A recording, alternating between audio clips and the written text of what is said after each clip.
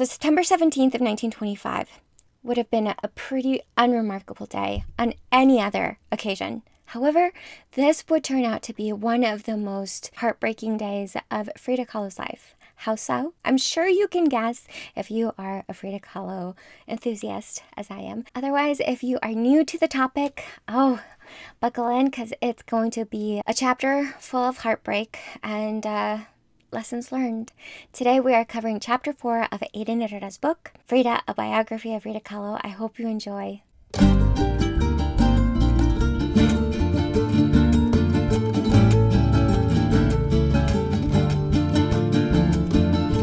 Hi everyone, I am Jessica Gonzalez-Gibson, the leading lady of Kaleidoscopes and Polka Dots, where I sell and share my handmade vintage-inspired pieces that honor Hispanic American heritage. Frida is probably the muse that I look to the most whenever I'm creating something new, hence why I am creating this series. I love Frida for everything that she is, everything that she isn't, everything that she has inspired in the world around us, because that too is pretty impressive. She has crossed boundaries, crossed generations. She is just crazy influential long after her life. And unfortunately, yes, I believe that she is much more influential now than she was when she was alive. Anyway, with that said, please, if you love this series, if you want to support what I do, look in the description box. I have linked my shop, my newsletter, which is the best way to stay in touch with me. Truly, I know that the algorithm is like up and down, up and down. A lot of my videos get like 0 views and then others do, and it's just because of the algorithm. Let's play nice and let's just sign up for the newsletter and stay in touch so that we don't lose track of one another. Because I am planning on posting the slides up for sale on Coffee as well for like $1 or something.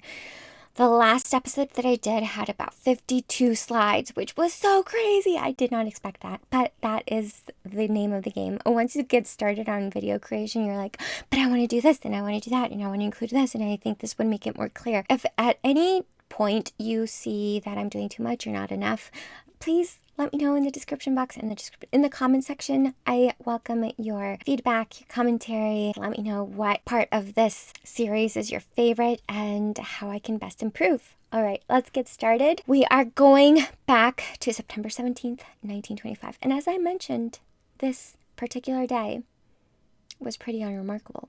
Specifically, we are talking about the afternoon of September 17th. So let's set the stage. A light rain had just passed over Mexico City, leaving the streets dark and reflective. The gray government buildings near Zocalo seemed heavier in the fading light. On a crowded bus headed towards Coyoacan sat a 17-year-old student named Frida Kahlo. Beside her was her novio and friend, Alejandro Gomez Arias. They had boarded the bus only minutes earlier. In fact, it was not even the bus they originally planned to take. Frida had lost a small parasol, and the two had stepped off another bus to search for it. And as often happens, a small decision changed everything. As their bus approached the intersection of Calzada de Tlalpan, a trolley from Chocomilco rounded the corner. It moved slowly, yet it did not stop. Passengers felt the vehicle begin to bend under pressure as the trolley pushed against it. For a moment, the bus almost seemed elastic, bowing forward as though it might somehow recover. Then suddenly it shattered. Wood splintered. Metal crumbled and tore free. Frida, her delicate body was thrust forward as a steel handrail broke loose and pierced her body. Witnesses described the event as a strange and almost surreal scene. To add to the fantastic display of this event, almost as if it were a special effect, a packet of gold powder carried by a trolley passenger, likely a house painter, burst open in the crash, scattering across Frida's bleeding body. Covered in gold dust, she lay among the wreckage. Someone cried out in astonishment, "La bailarina, the dancer!" But this was no performance. It was the beginning of a long and painful transformation, one that would alter the course of Frida Kahlo's life forever. Accidents like these were actually commonplace at the time. Buses were relatively new, hence they were more popular and packed, unlike standard trolley cars. In Frida's case, the bus that she was riding was so new it still smelled of a fresh coat of paint. The bus drivers at the time drove with an overconfident bravado.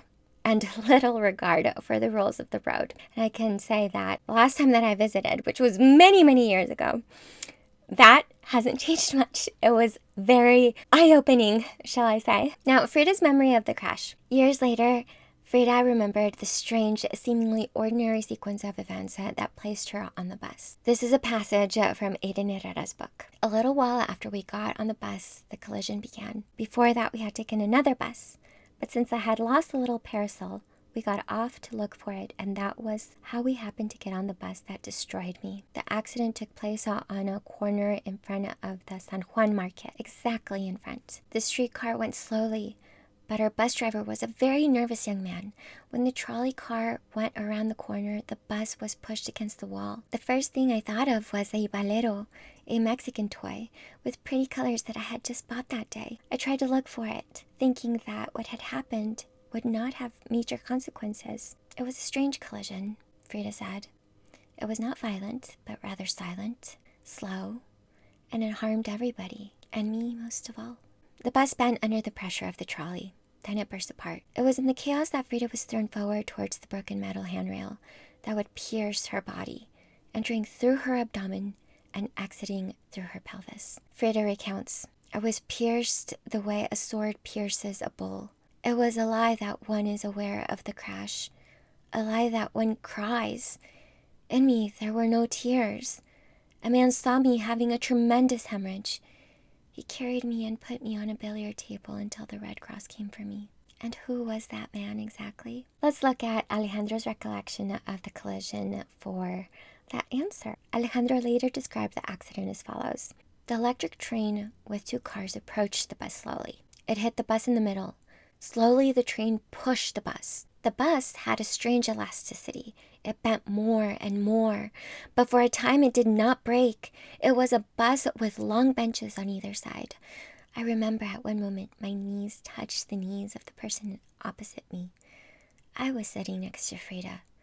When the bus reached its maximal flexibility, it burst into 1,000 pieces, and the train kept moving.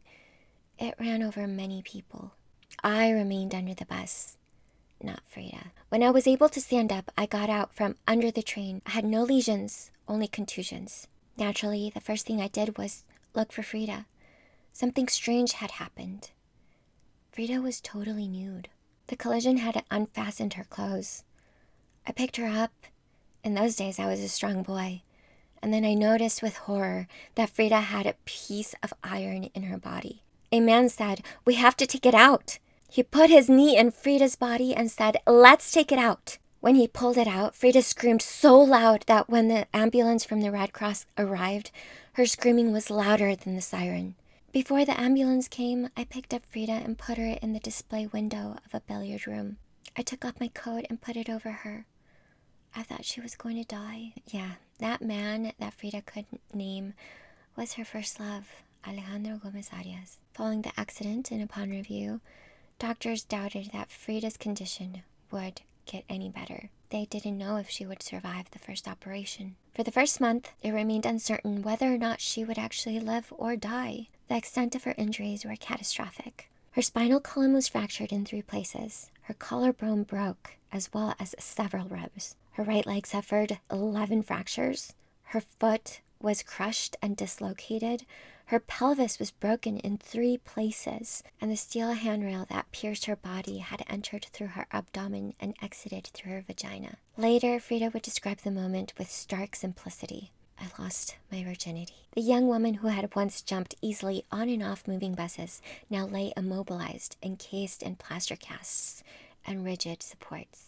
As you can imagine, she had quite an extensive stay at the hospital. Once Frida regained consciousness, she asked for her family, but unfortunately visits were limited, and of this she recounts. My mother was speechless after a month because of the impression it made on her. It made my father so sad that he became ill and I could not see him for over 30 days. There had never been deaths in our home. Adriana, one of Frida's older sisters, who now lived with her husband, Alberto Veraza, near the Blue House in Coyoacán, was so upset when she heard the news that she fainted. Matilde, Frida's older sister, was the only one to promptly respond after reading about the accident in the newspaper. Having been separated from the family for so long after her elopement because of her mom, her mom was incredibly pious and thought this was the end of the world as she knew it. Hence, she was so happy to reconcile with one of her family members and to help her younger sister. Given that her marital home was also closer to the hospital, she was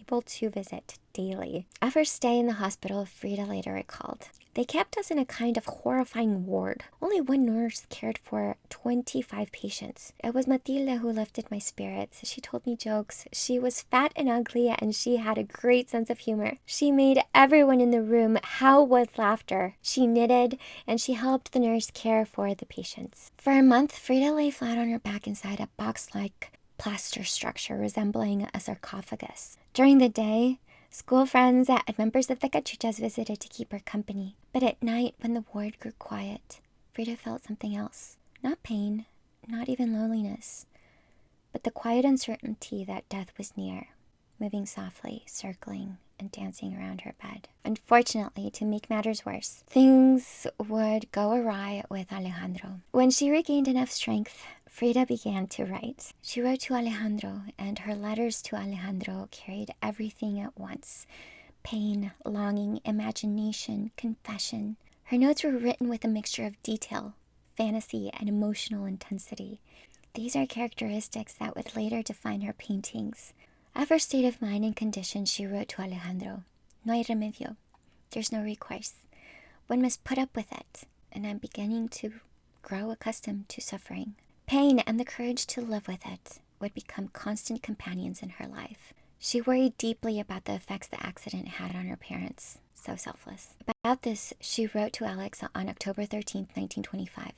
"Beyond feeling physically rather uncomfortable, I have suffered a lot morally since you know how sick my mother was. And my father too. And to have given them this blow hurt me more than 40 wounds. Imagine my poor little mother. They say that she was as if crazy with tears for 3 days.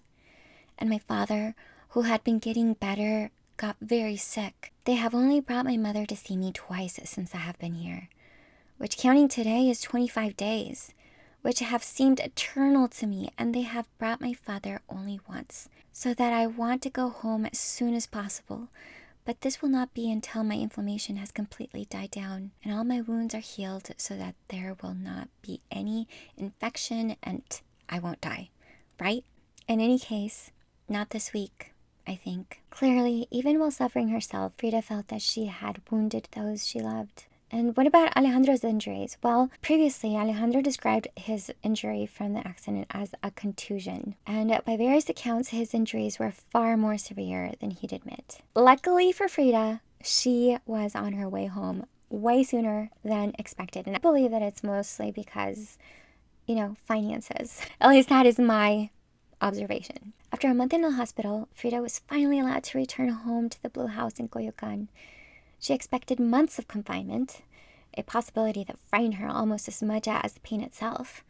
Her letters from this time describe long days laying flat in bed, struggling through treatments and exercises that caused unbearable discomfort. In a letter to Alex, she describes this transition, and it's dated October 20th, 1925.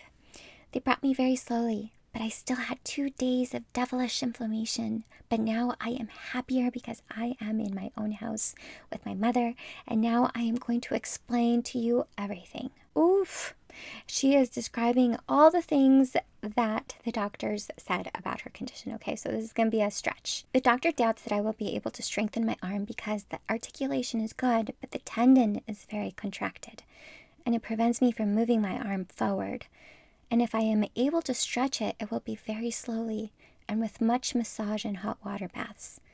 It hurts more than you can imagine.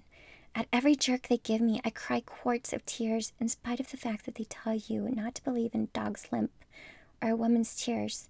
My foot also hurts a lot since, as you must realize, it is very smashed. And also I have horrible shooting pains in the whole leg, and I am very bothered, as you can imagine. But with rest, they tell me that the bone will close soon, and afterward, little by little, I will be able to walk. Matilde, Frida's older sister, cannot come home often, since every time she comes, my mother disappears. Poor little thing, after she behaved so well towards me at the time in the hospital. But you know that each person's ideas are very different, and there is no recourse. One has to put up with it. And yet she endured, and little by little, strength returned. So recovery. Honestly, recovery was quite astonishing in my mind, because the accident happened in September, and by December of 1925, the same year, Frida was up and about doing her thing. So let's talk about recovery. So by December 1925, only 3 months after the accident, Frida was able to travel again to Mexico City. Her recovery seemed remarkable, almost impossible. Her mother was so thankful she arranged a mass of Thanksgiving in honor of Frida's progress. In preparation, Matilde placed a notice in the newspaper, and her mother, not her older sister, expressing the Kahlo's family gratitude to the Red Cross Hospital for saving their daughter's life. Yet, the accident had changed everything. Frida could not return to her studies. Medical expenses had strained the family. She needed to work. Again, she needed to get to work. So, December 26th, 1925, Frida writes, "Monday, I begin work. That is to say, Monday, a week from today." Having missed her final examinations in the fall of 1925, she did not register for classes in the new year. It's around this time that she and Alejandro have quite a big falling out for reasons. So let's talk about it. And honestly, I can't imagine dealing with all of the physical ailments and then on top of that, nursing a wounded heart. Oh, so. It's like annus horribilis, the worst year. Because it's her first love, first heartbreak. I don't know about you, but it's never easy. Never easy. Let's get to this. At the same time, her relationship with Alejandro began to fracture. Letters once filled with affection became uncertain. They were pleading, tender, yet strained. She asked him to visit. He came less and less often.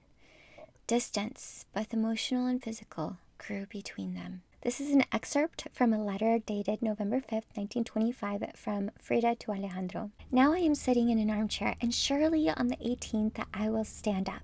But I have no strength at all, so who knows how it will go? My arm is the same. It moves neither backward nor forward. I'm full of desperation, with D of dentist." So random. D as in dog. She uses D as in dentist. "Come to see me. Don't be mean, man. It seems a lie that now that I most need you, you vanish. Tell Chong Li, who happens to be a member of the Cachuchas, and I believe was like a literary savant, and he especially loved like Chinese literature. So she gave him, or the Cachuchas gave him the nickname Chong Li. Anyway, so tell Chong Li that he should remember Jacob Valdez, who said so beautifully, 'One knows who one's friends are when one is in bed or in jail.'" And here, Frida drew tiny pictures of a bed and a jail. Alex did not come, not as often as Frida would like. Perhaps because he discovered her affair with Fernandez. Fernando Fernandez was a man who gave Frida a job over the summer.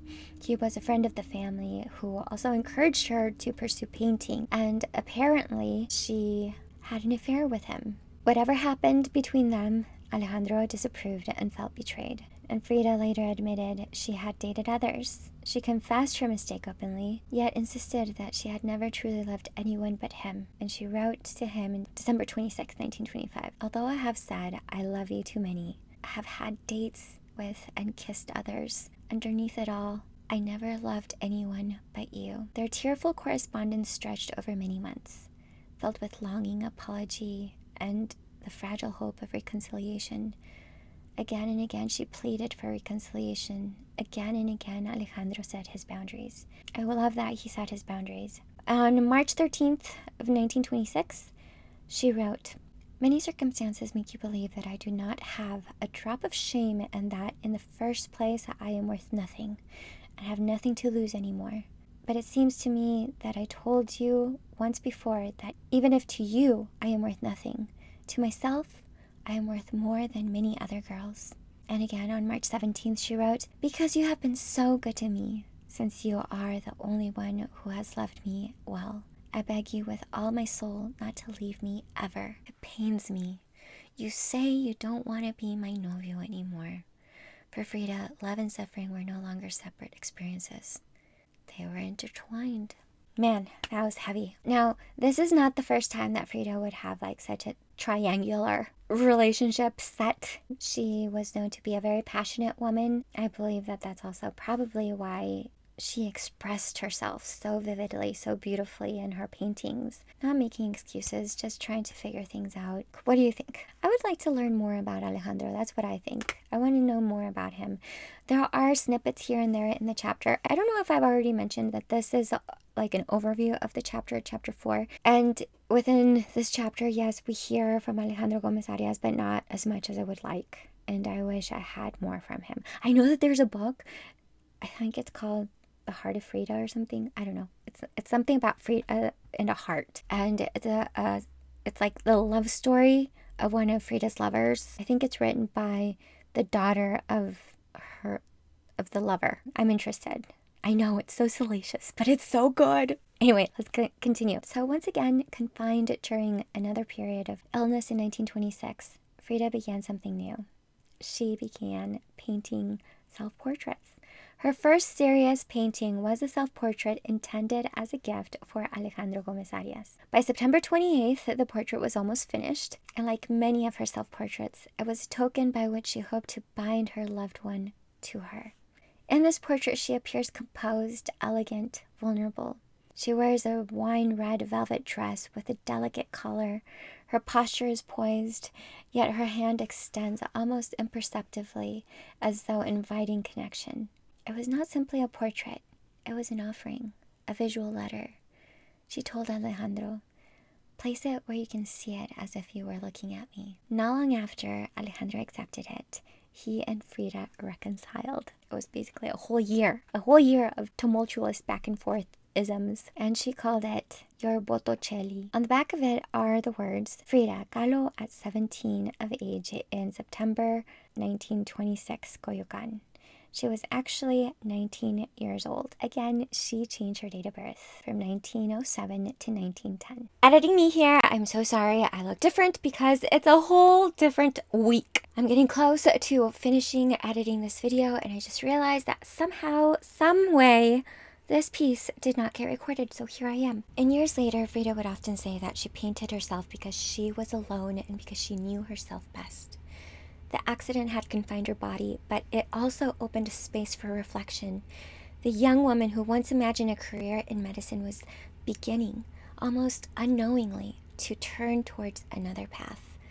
A path shaped by memory, by pain, by love, and hope, and the quiet determination to transform experience into a lasting image. In the next chapter, we will see how these early paintings, born from stillness and recovery, began to evolve. What started as a way to pass time would become a language, and through that language, Frida would begin to tell her story in a way that only she could. I know it's one of the most tragic parts of the story, but it's also, as Hayden notes, the beginning of her telling her story in a way only she can, and that we have fallen in love with. I hope you enjoyed today's video. If you did, please give me a big thumbs up. Subscribe to my newsletter if you haven't already. And do check the description box if you're interested in getting the source link for many of the images that I've used in today's video. I say many because many others I just can't find anymore. And as I go through this, I'm sure I'm going to accumulate more. But all new images that I have sourced will be in the description box.